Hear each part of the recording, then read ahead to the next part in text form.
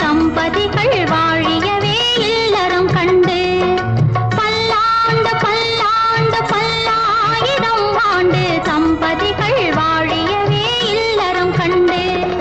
நல்லோர்கள் மேலோர்கள் சாத்திரம் கொண்டு நல்லோர்கள் மேலோர்கள் சாத்திரங்கள் கொண்டு நலமாக வாழியவே நல்லறம் கண்டு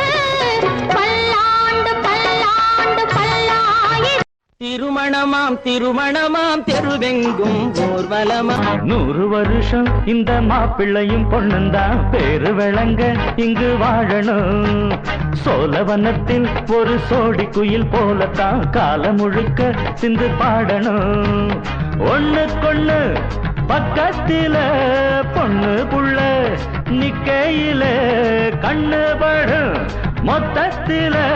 கட்டழக அம்மாடி என்ன